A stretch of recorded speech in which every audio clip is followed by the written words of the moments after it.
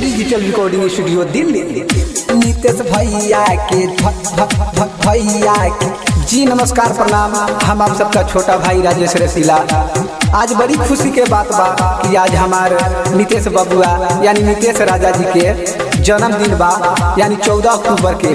तरौगा लोग से यह कहल चाहे कि उनकरा के ढेर सारा प्यार दुलार दी, ढेर सारा आशीर्वाद दी, ताकि वो अपने लाइफ में अपने जिंदगी में कुछ तरक्की करस। आ काहे कि हम एगो और चीज़ बतावल चाहते हैं कि उन्हीं के जन्मदिन के हिसाब से एगो गाना गइले बनी। हमरा आशा न पूर्ण विश्वास बा कि रउआ लोग के ये सॉन्ग अच्छा लगे। नीतीश भैया के भैया के बर्थडे मनावल जाई। म्यूजिक डायरेक्टर डीजे नीतीश राज मंगुरा नवादा। 14 अक्टूबर के भैया के जन्मदिन।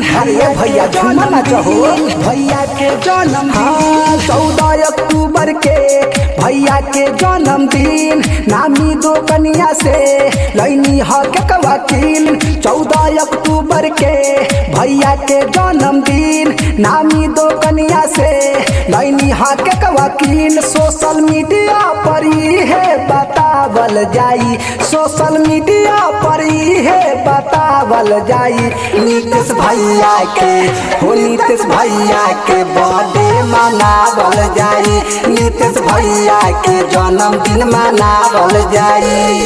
डीजे नीतीश भैया के भैया के रिकॉर्डिंग स्टूडियो बर्थडे मनावल जाई। मंगुरा नवादा। नीतीश भैया के भैया के बर्थडे मनावल जाई। सुन ये चाह होई धमाका डीजे में बाजी अपना बस्ती में हो। भैया के बर्थडे मनावल जाई।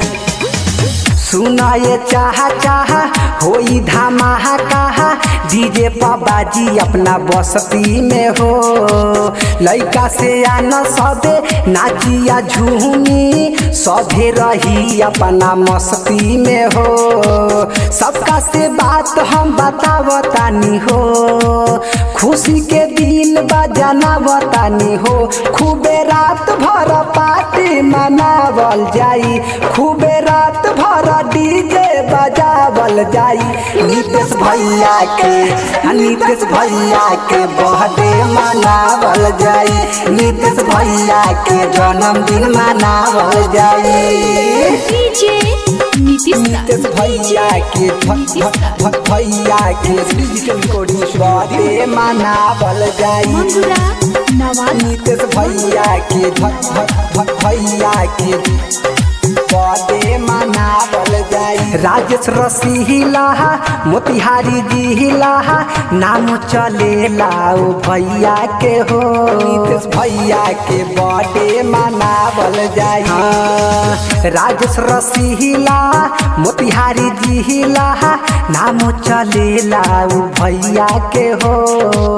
दीही पियारा भैया हमारा दुख सुख काटल जाई नैया के हो। साजिद में आज झूमता रे हो।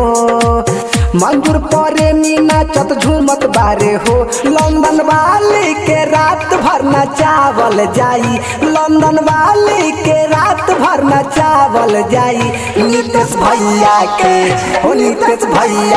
बर्थडे मनावल जाई।